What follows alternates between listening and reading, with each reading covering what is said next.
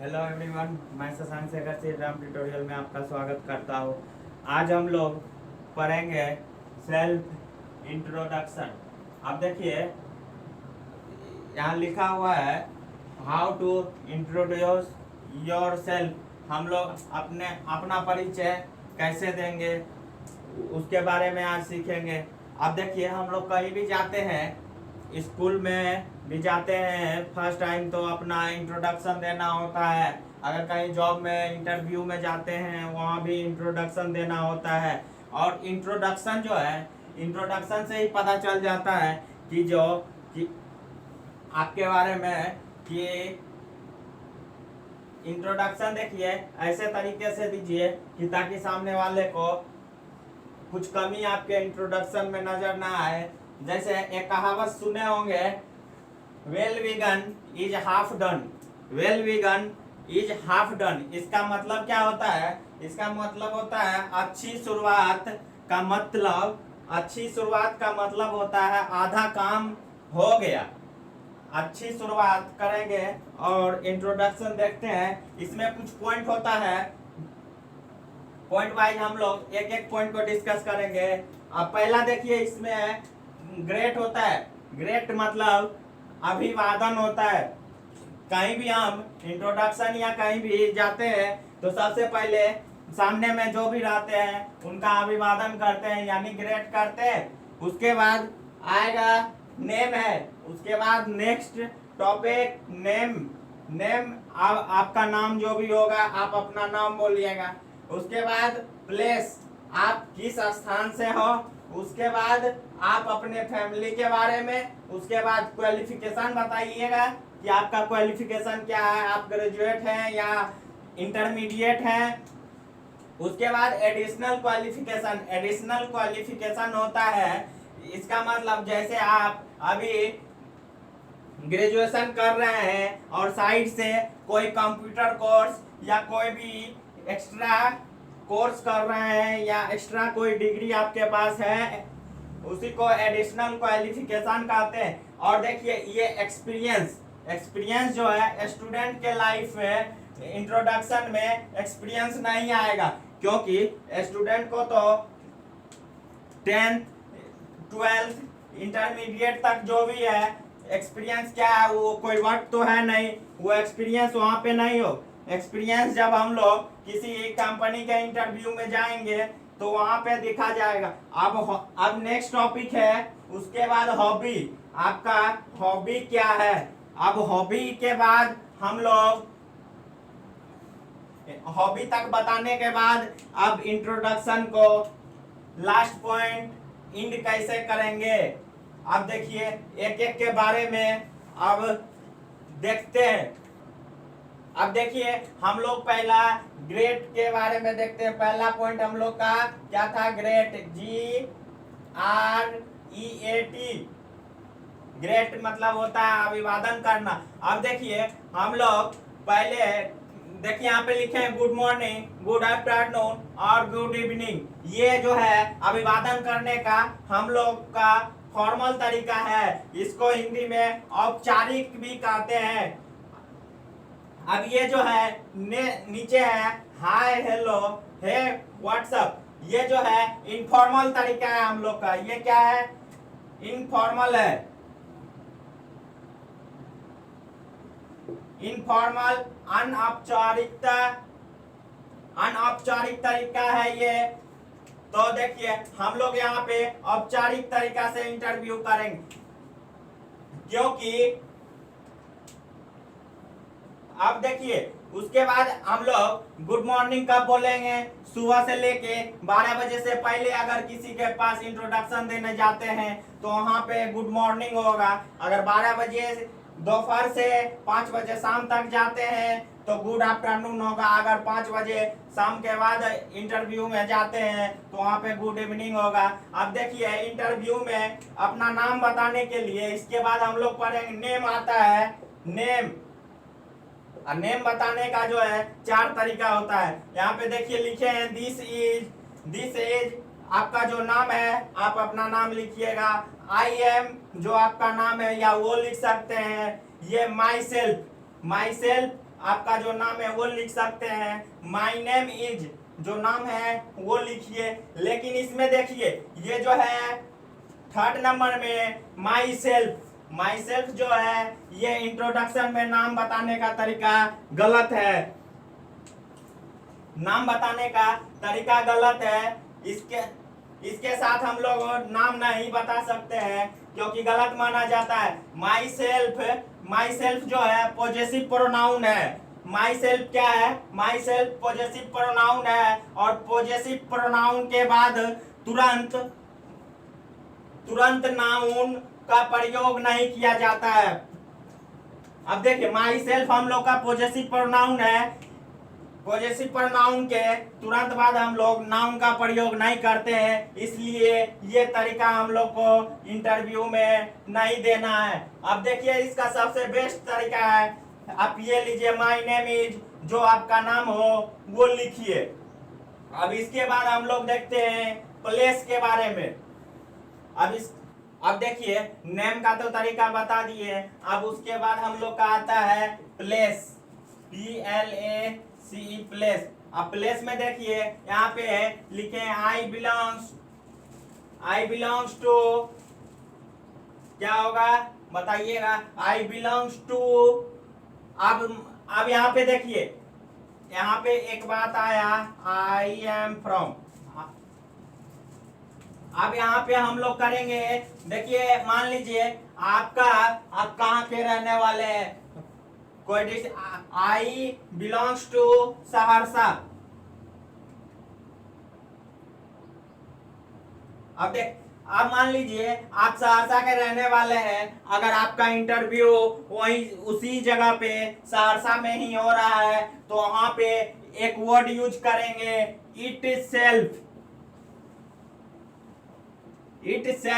वहां पे हम लोग यूज करेंगे I belongs to Saharsa itself, या यूज करेंगे I am from Saharsa itself. I am from Saharsa itself. इसके बाद देखिए, इसके बाद आता है फैमिली। इसके बाद जो पॉइंट था वो था फैमिली। अब हम लोग देखेंगे नेक्स्ट फैमिली के बारे में।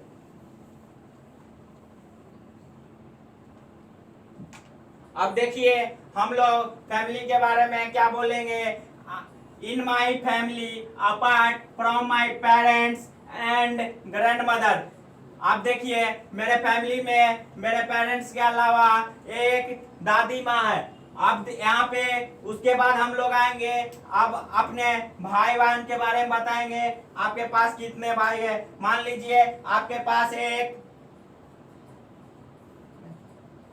एक भाई और एक बहन है। एक भाई और एक बहन है। देखिए यहाँ पे आपका एक बड़ा भाई है और एक छोटा बहन है। अब यहाँ पे हम लोग देखते हैं, I have an elder brother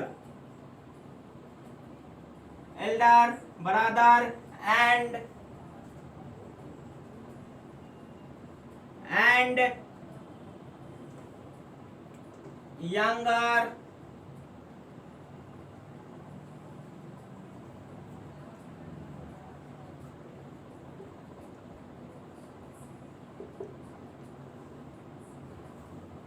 यहाँ पे देखिए I have an elder brother and younger sister. मान लीजिए आपके पास सिर्फ दो बहन ही है तो आप लिख सकते हैं आई हैव टू सिस्टर, या दो भाई ही है तो आई हैव टू ब्रदर्स। दो भाई होगा तो वहां पे ब्रदर्स हो जाएगा, ब्रदर के जगह। इसके बाद देखिए, इसके बाद हम लोग लिखते हैं क्वालिफिकेशन पे आते हैं। क्वालिफिकेशन में हम लोग लिखते हैं आई एम इन।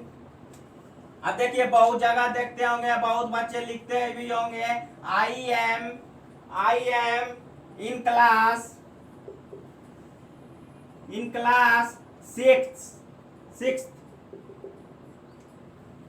ये जो है लिखने का तरीका ये बिल्कुल ही गलत है। यहाँ सिक्स नहीं, यहाँ पे सिक्स होगा, सिर्फ सिक्स होगा, सिक्स नहीं होगा। अब मान लीजिए अब इसका सिक्स कहाँ पे होगा, जब हम ये सेंटेंस ऐसे बताएंगे आई एम इन डैश, तो I am in six class, not a six class. Six class कहाँ पे लिखेंगे वो भी देखते हैं हम लोग। आई am in dash standard, dash standard. यहाँ पे हम लोग सिक्स का प्रयोग करेंगे। यहाँ पे क्या होगा, सिक्स स्टैंडर्ड, सिक्स स्टैंडर्ड यहाँ पे होगा आपका। इसके बाद देखिए, इसके बाद हम लोग देखते हैं,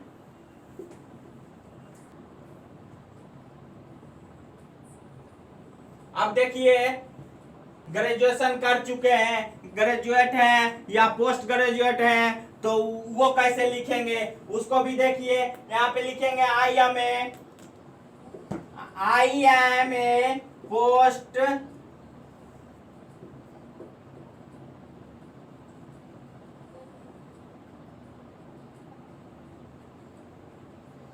ग्रेजुएट,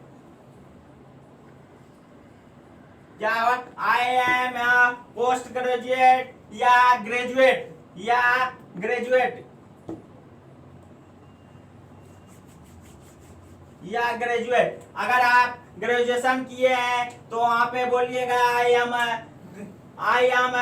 ग्रेजुएट, या पोस्ट ग्रेजुएट किए हुए हैं तो वहां पे बोलिएगा आई एम पोस्ट ग्रेजुएट। इसके बाद देखिए, अगर मान लीजिए आप बीटेक किए हुए हैं या पीएचडी किए हुए हैं, तो उस कंडीशन में आप कैसे बताइएगा, यहाँ पे आई एम बीटेक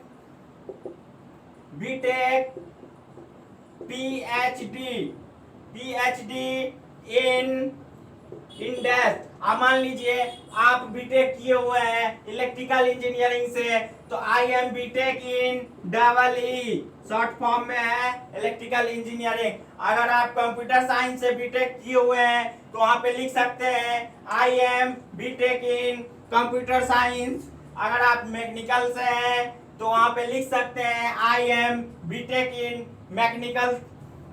अगर आप पीएचडी किए हुए हैं तो वहां पे लिख सकते हैं I M PhD in physics, I am PhD in math, I am PhD in chemistry. आप जो भी किए हुए हैं वो यहाँ पे लिख सकते हैं। उसके बाद देखिए हम लोग देखते हैं, अब आगे में आता है परस्यूइंग ग्रेजुएशन या बीटेक। परस्यूइंग का मतलब क्या होता है पहले वो तो जाने। परस्यूइंग का मतलब होता है जैसे आप किसी भी कोर्स में कर रहे हैं, मान लीजिए आप बीटेक सेकेंड ईयर में हो या फर्स्ट ईयर में हो, तो वो आपको परस्यूइंग होगा, क्योंकि आप उस आपका बीटेक कंप्लीट नहीं हुआ, वो आपका चल रहा है आपके साथ। तो उस कंडीशन में हम लोग क्या लिखेंगे, अगर आप लोग बीटेक में हैं, कहीं इंटरव्यू देने जा रहे हैं, तो उस टाइम अगर इंटरव्यूअर आपसे पूछता है कि आप अभी किस क्या कर रहे हैं, आपका परस्यूइंग क्या है, तो आप बोलिएगा आई एम परस्यूइंग बीटेक। अब जो ईयर होगा, अगर फर्स्ट ईयर हो तो फर्स्ट ईयर, फोर्थ ईयर हो तो फोर्थ ईयर, या 8 सेमेस्टर हो तो 8 सेमेस्टर, जो भी हो वो आप बताइएगा। तो यहाँ पे देखिए होगा next point, I am pursuing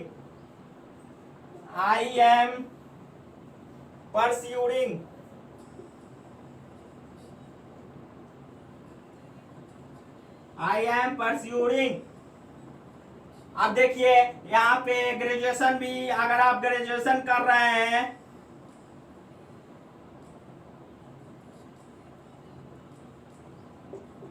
या बीटेक कर रहे हैं, तो जो कीजिएगा, अगर आप ग्रेजुएशन सेकेंड ईयर में हैं तो I M pursuing graduation in second year, ये लिख सकते हैं। इसके बाद हम लोग आता है, उसके बाद देखेंगे, अगर आप नेक्स्ट लिखिएगा I am in BA second year, graduation है तो बीए सेकेंड ईयर। अगर बीटेक में है तो I am in BTech second year, BTech में रहिएगा तो बीटेक सेकेंड ईयर। अब इसके बाद देखिए, आगे देखते हैं हम लोग। अब आपका होगा, नेक्स्ट आपका होगा एडिशनल क्वालिफिकेशन। इसके बाद हम लोग देखेंगे एडिशनल क्वालिफिकेशन क्या होता है। एडिशनल क्वालिफिकेशन मतलब कि अगर आप अलग से कोई भी कोर्स किए हुए हैं या अलग से कोई कोर्स किए हुए हैं, उसी को एडिशनल क्वालिफिकेशन कहते हैं। अब देखिए, एडिशनल क्वालिफिकेशन आपसे जो कोई पूछे तो आप कैसे बताइएगा।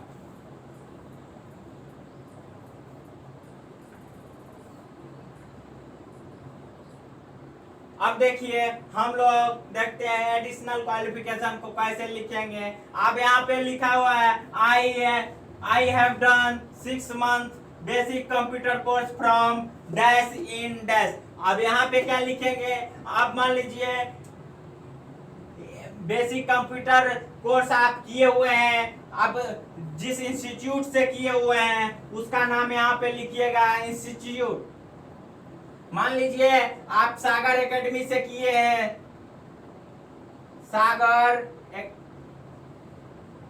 सागर एकेडमी से किए हैं और किस ईयर में किए हैं, 2019। अगर आप 6 मंथ का बेसिक कंप्यूटर कोर्स आप किए हुए हैं कहीं से, तो यहाँ पे ये जरूरी नहीं है कि आप सागर एकेडमी लिखिएगा। यहाँ पे आप जहां से कीजिएगा और जिस इंस्टीट्यूट से कीजिएगा उसका नाम यहाँ पे इंस्टीट्यूट, यहाँ पे ईयर लिखिएगा। आप लोग अपना अपना लिखिएगा, इसलिए हम यहाँ पे इंस्टीट्यूट लिख दिए हैं, यहाँ पे ईयर लिख दिए हैं। आप लोग जिस इंस्टीट्यूट से कोर्स कीजिएगा वो बताइएगा यहाँ पे, और जिस ईयर में कीजिएगा वो बताइएगा वहाँ पे। अब देखिए सेकंड में होगा। अब उसके बाद आई हैव डन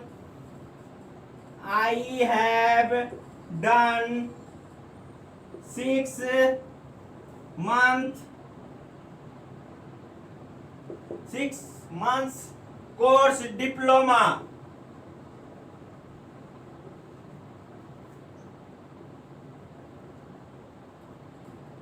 अब देखिए, अगर आप लोग 6 महीना डिप्लोमा का कोर्स किए हैं तो लिख दीजिए, अब बताइएगा I have done 6 months course, I have done 6 month course diploma.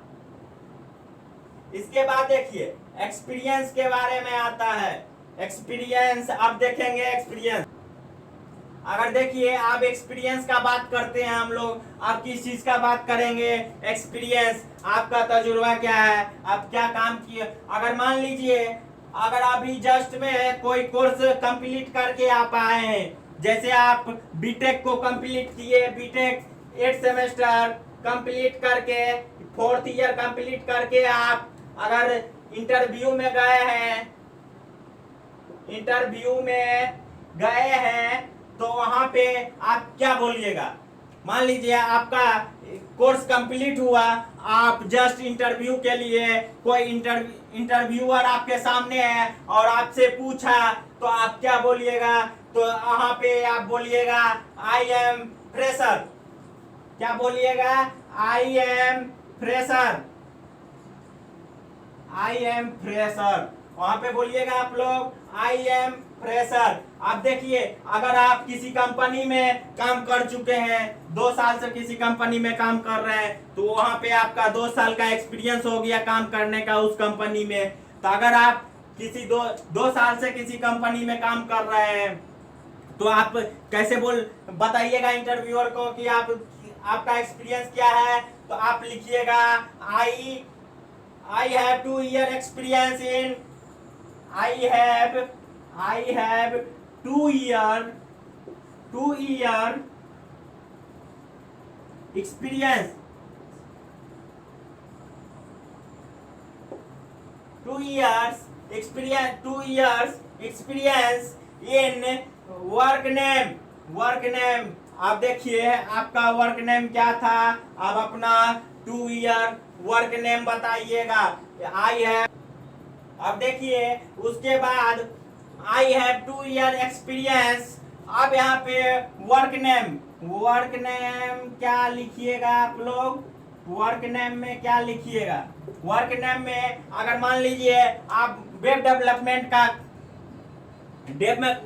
Development पे काम किए हुए हैं तो वहां पे लिखिएगा I have 2 year experience in web development.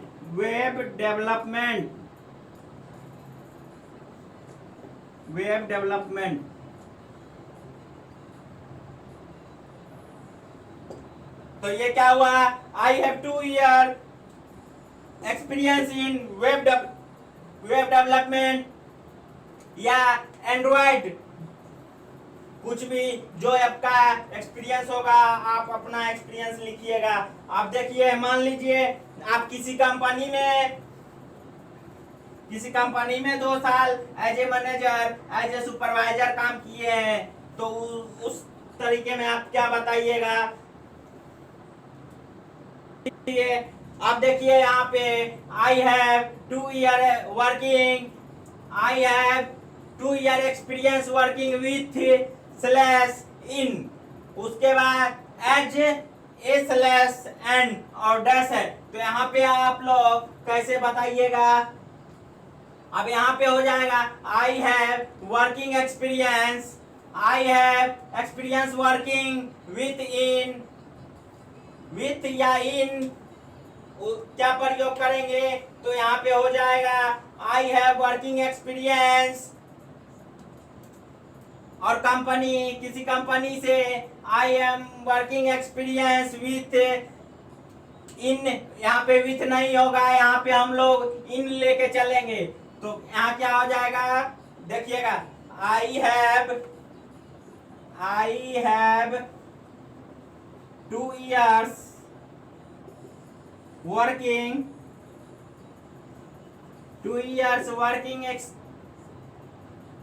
experience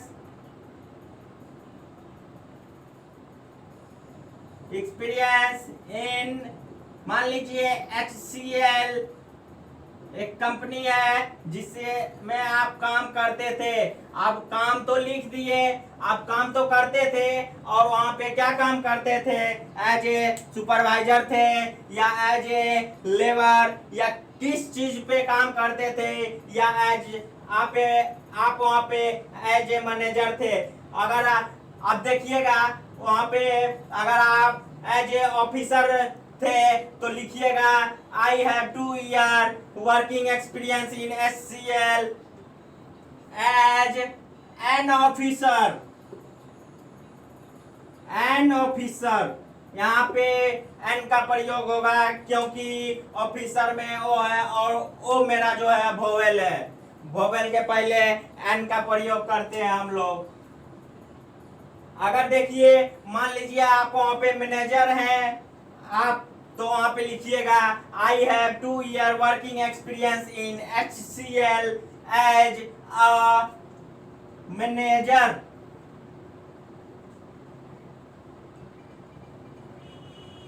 as a manager. अब देखिए इन सब के बाद आते हैं हम लोग, अब लास्ट जो था हम लोग का हॉबी देखते हैं, अपने हॉबी को कैसे बताएंगे।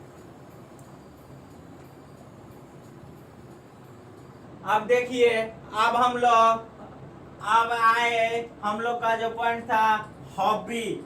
अब आपका भी हॉबी कुछ होगा। अब देखिए लिखे हुए हैं हम यहाँ पे my hobby is listening music. मेरा आधा जो मुझे गाना सुनना पसंद है, या बुक पढ़ना पसंद है, या किसी को डांस करना अच्छा लगता है, किसी का हॉबी होता है डांसिंग, किसी का सिंगिंग हॉबी होता है, किसी को खाना बनाने में बहुत मजा आता है, और किसी को खेलने में बहुत मजा आता है। अब आपका हॉबी कुछ और होगा, मेरा कुछ और होगा, आपके सामने जो रहेगा उसका हॉबी कुछ और होगा। तो इसको हम लोग देखिए, हम लोग का लिखने का तरीका ये जो है, my hobby is listening music.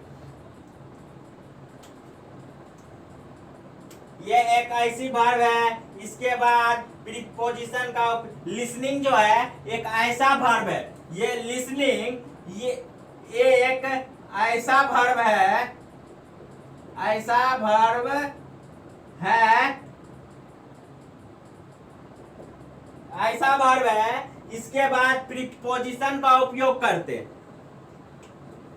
Listening क्या है हम लोग का? लिसनिंग एक ऐसा वर्ब है, लिसनिंग जो है एक ऐसा वर्ब है, इसके बाद हम लोग प्रीपोजिशन का उपयोग करते हैं। अब देखिए, ये तो हो गया। अब इसको एक और तरीके से लिख सकते हैं। My hobby is listening music लिखे, ये भी सही है। और उसके बाद देखिए, ये भी लिख सकते हैं, या तो लिख सकते हैं I love music, I love dancing, या I love singing, I love playing. इसके बाद अगर मान लीजिए आपका हॉबी है, किसी का हॉबी एक से ज्यादा भी हो सकता है। अब मान लीजिए किसी को डांसिंग भी पसंद है और प्लेइंग भी पसंद है, तो उस कंडीशन में क्या होगा? माई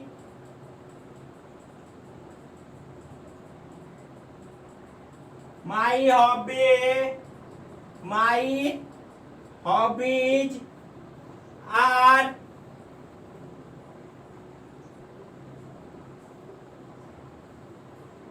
listening music